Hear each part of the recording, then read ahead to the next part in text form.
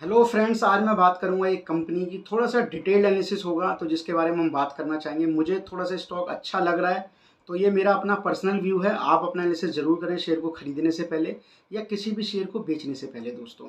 और share market में जो भाव है वो भगवान छे।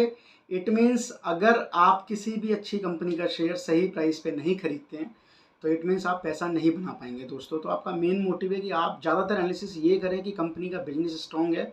अगर आप बहुत लंबे समय के लिए नहीं सोच रहे हैं, अगर आप शॉर्ट टर्म के लिए 6 महीने 7 महीने में, तो आपको थोड़ा सा प्राइस कंसिडरेशन भी देखनी पड़ेगी कि किस लेवल पे अवेलेबल है शेयर। तो दोस्तों आज मैं एक ऐसी कंपनी की बात करूंगा जो स्मॉल कैप से रिलेटेड है और इसकी 6,000 करोड़ की मार्केट कैप है दोस्तों। और अगर प्राइस की बात करें तो 1100 रुपये का इसका प्राइस है दोस्तों। अगर आर की बात करें तो 17% का मतलब आर भी, रिटर्न ऑन कैपिटल एम्प्लॉयड भी और रिटर्न ऑन इक्विटी भी 17% का ही है दोस्तों। इसकी फेस वैल्यू की बात करें तो 10 रुपये की इसकी दोस्तों फेस वैल्यू है। इस शेयर का IPO आया था कुछ दिन पहले और उसके बाद से थोड़ा सा इसने अच्छा परफॉर्म किया है। इस कंपनी का जो बिजनेस मॉडल है दैट इज़ सो यूनिक दोस्तों। तो हम इसके बिजनेस मॉडल की बात करते हैं कि इसका बिजनेस मॉडल एग्जैक्टली है क्या। तो अगर हम कंपनी की इनकॉर्पोरेशन की बात करें तो 2010 में ये इनकॉर्पोरेट हुई थी कंपनी। और अगर हम कंपनी की बात करें तो 2010 में जब ये इनकॉर्पोरेट हुई दोस्तों, तो इनका जो बिजनेस आइडिया था उसके लिए मतलब वो बिजनेस आइडिया एक मतलब अलग ही चीज़ है। इन्होंने जो फोकस किया वो जो विमेन के बॉटम वेयर होते हैं, केवल ये उसी में डील करती है दोस्तों। जो विमेन के बॉटम वेयर होते हैं उसी में केवल डील करती है। तो ये अगर ब्रांडेड ऑटो बॉटम वेयर की बात करें, जो ब्रांडेड मार्केट है, तो इसमें इनका 8% मार्केट शेयर है। तो दोस्तों मैं बोलूँगा कि मार्केट शेयर तो बहुत ज़्यादा नहीं है, बट जिस तरीके से ये ईबीओस को जो है एक्वायर कर रहे हैं आने वाले समय में, वो मुझे लगता है कि भविष्य में ये शेयर अच्छा परफॉर्म कर सकता है। तो दोस्तों हम हर चीज़ को डिटेल में थोड़ा सा समझेंगे कि FII इसकी होल्डिंग क्या है, और शेयर का प्योतरोस्की स्कोर क्या है, कंपनी क्या करती है और कंपनी कैसे कैसे अपने बिजनेस को आगे ले जाने वाली है। तो सबसे पहले मैंने आपको ये बताया कि ये पर्टिकुलरली विमेन जो होती हैं उनके बॉटम वेयर में डील करते हैं। इनके पास 50+ स्टाइल्स और 120+ कलर्स में अवेलेबल हैं। वो डिजाइन्स जो हैं 50+ डिजाइन्स हैं, तो 120 कलर्स में अवेलेबल हैं डिजाइन्स। तो ये इसमें डील करती है दोस्तों। तो इनका जो मेन काम आता है, जो बिजनेस है जहाँ से रेवेन्यू जनरेट होता है, तो दो तरीके हैं दोस्तों। मेनली दो तरीके हैं, वैसे तो 4-5 तरीके हैं लेकिन मेनली दो तरीके हैं। तो एक तो होता है ईबीओज।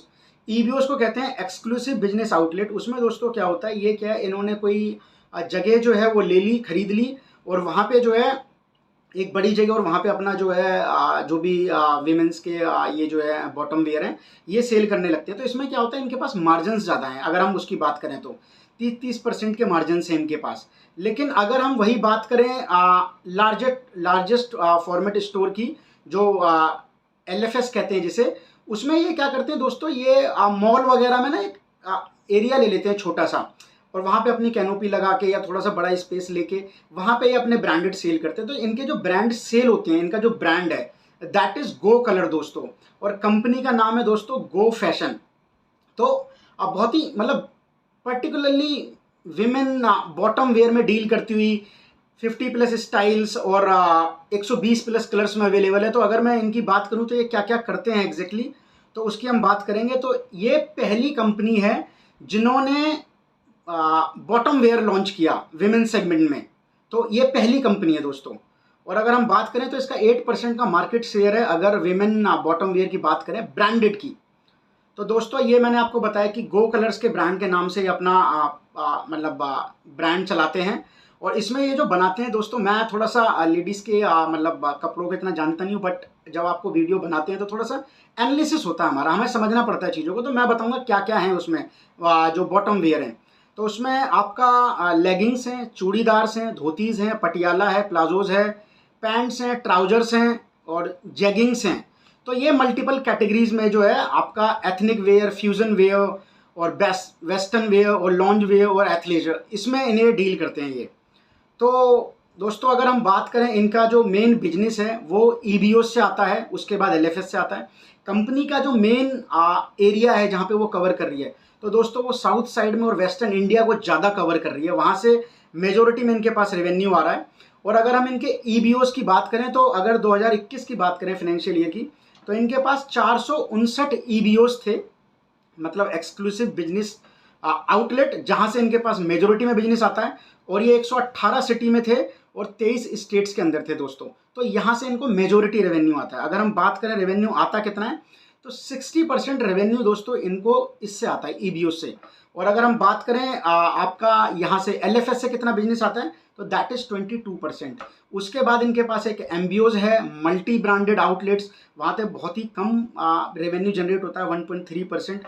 उसके बाद इनका जो दूसरा काम है ऑनलाइन रिटेल्स, और इनकी अपनी वेबसाइट पे जो ये ब्रांड मतलब अपने प्रोडक्ट्स बेचते हैं, तो वहाँ से भी 1-2% का रेवेन्यू आता है। तो आप समझ सकते हैं कि मेजोरिटी रेवेन्यू जो है वो ईबीओ से और एलएफएस से आ रहा है। ईबीओ से 69%, और ये उसी को बढ़ाने में लगे हुए हैं। जो इनका भी आईपीओ भी आया था, उसका भी मेन मोटिव ये था कि ये ईबीओ स्पेस आने वाले समय में और एक्वायर करें और अपनी जो मार्केट शेयर है उसको बढ़ाएं दोस्तों। तो ये मैंने बात करा। और दोस्तों इनकी जो दूसरी खासियत है, ये जो अपनी मैन्युफैक्चरिंग है ये आउटसोर्स कर देते हैं दोस्तों। तो आउटसोर्स जब करते हैं तो इनको मैन्युफैक्चरिंग कॉस्ट लगती नहीं है। अब मैं आपको बताना चाहूँगा आउटसोर्स होता क्या है। तो दोस्तों आउटसोर्स का मतलब ये होता है कि अगर आप अपना कोई काम जो आप खुद करते हैं और आपको ऐसा लगता है कि इसमें ज़्यादा कॉस्ट लग रही है, ज़्यादा वर्कर्स की रिक्वायरमेंट है, बहुत हेडेक है इसमें, तो आप क्या करते हैं, वो काम किसी और को दे देते हैं और वो आपके बिहाफ पे उस काम को करके आपको दे देते हैं। तो ऐसे दोस्तों इनके पास बात करें तो 120 plus supplier plus job workers हैं इंडिया के अंदर। तो इस लेवल का इनके पास नेटवर्क है दोस्तों। और इनका जो मेन जो सप्लायर है, जो मतलब ये माल इधर से उधर जाता है, ये तमिलनाडु में है स्पेशली इनका जो काम है। तो दोस्तों ये तो मैंने इसकी बात कर ली इनके मतलब बिजनेस मॉडल की, कि ईबीओस क्या है, एलएफएस क्या है, और बॉटम वेयर में क्या क्या प्रोडक्ट्स ये बनाते हैं। तो दोस्तों अब हम बात करते हैं कुछ फिनेंशियल्स की। तो फिनेंशियल्स में दोस्तों मैं इसका बताऊं, जो पियोथरोस की स्कोर है दैट इज 8।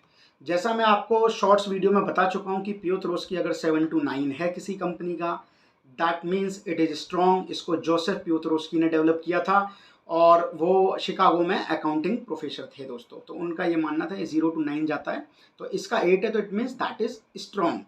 बुक वैल्यू की अगर आप बात करोगे तो इसकी बुक वैल्यू 96 की है। तो मुझे ऐसा लगता है वो थोड़ी सी मतलब ज़्यादा प्राइस टू बुक वैल्यू इसका थोड़ा सा महंगा है, ये आप सोच सकते हैं इसके बारे में।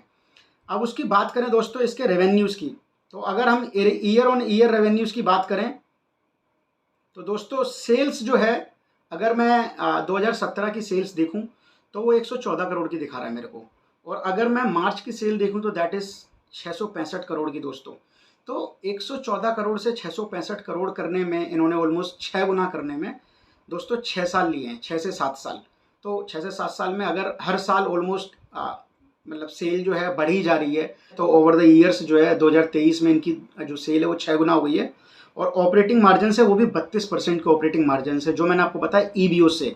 जो लार्ज फॉर्मेट स्टोर हैं वो किसी मॉल में ये खोलते हैं, तो इनको कुछ पैसा उन्हें भी देना पड़ता है एज अ कमीशन, तो वहाँ पे जो थोड़े से मार्जिन है वो कम हो जाते हैं। बट ओवरऑल स्ट्रॉन्ग कंपनी है दोस्तों। और अगर हम बात करें इसके ईपीएस की, तो अभी 15.33 का इनका ईपीएस है। और 10 ईयर्स का तो हमारे पास डेटा ही अवेलेबल नहीं है क्योंकि आईपीओ ही रिसेंटली आया है। तो अब हम बात करेंगे दोस्तों इसके होल्डिंग्स की। तो दोस्तों अगर मैं बात करूं प्रमोटर्स की होल्डिंग ऑलमोस्ट 52% की होल्डिंग है। तो दैट सीम्स ओके, क्योंकि 50+% की प्रमोटर्स की holding that is good. FIIs की बात करें तो 16% की होल्डिंग है। डीआईआईस की बात करें तो 27% की होल्डिंग है। और पब्लिक की अगर होल्डिंग की बात करें तो दैट इज़ वेरी नॉमिनल दोस्तों। ओनली मतलब मैं देख रहा हूँ 3% की होल्डिंग है केवल।